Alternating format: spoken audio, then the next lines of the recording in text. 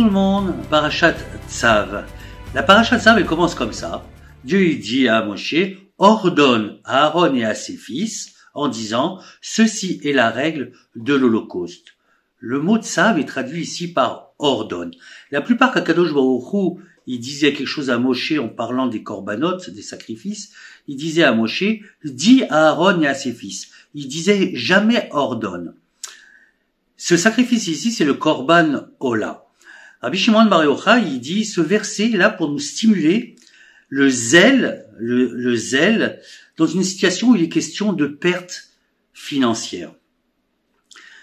Dans l'Ekar Tov, il est écrit comme quoi il y a deux sortes de mitzvot. Il y a la mitzvah où on en tire un bénéfice matériel. C'est-à-dire, par exemple, Oneg Shabbat, il y a le bon repas de Shabbat, on est pressé de manger le repas de Shabbat. Ou alors, il y a la mitzvah de beaucoup manger avant Kippour. Ça aussi, on fait un grand kiff. La question est, est-ce qu'on fait cette mitzvah-là pour le plaisir de manger ou pour Akadosh Baruch Hu? Et la deuxième sorte de mitzvah, c'est la mitzvah où on n'en tire absolument rien. Par exemple, mettre les tefilines, on n'en tire rien. On le fait uniquement parce qu'Akadosh Baruch Hu nous l'a demandé. Il y a un rave qui s'appelle David Povarsky qui avait l'habitude de se lever à 5 heures du matin.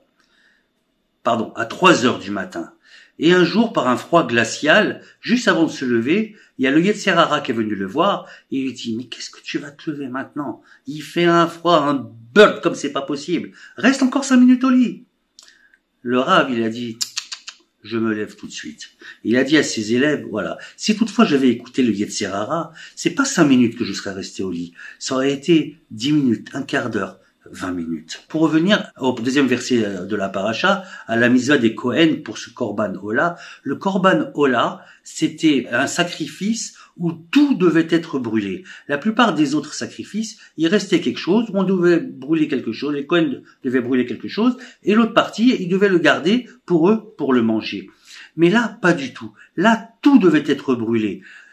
Donc, ils n'avaient aucun bénéfice personnel. C'est pour ça qu'Akadosh Baruch Hu leur a dit Tzav, ordonne, mais avec empressement. Et à cette veille de Pessah, on dit, si toutefois les Bnei Israël, ils n'avaient pas eu l'empressement de ne pas terminer de cuire leurs pains, qui sont devenus des matzot, ils n'auraient pas eu le mérite d'être délivrés. Voilà mes chers amis, toutes les mitzvot, on doit les faire avec zèle, zrizut on dit en hébreu. Shabbat Shalom, Pessah Kasher Vesameach, et je vous aime.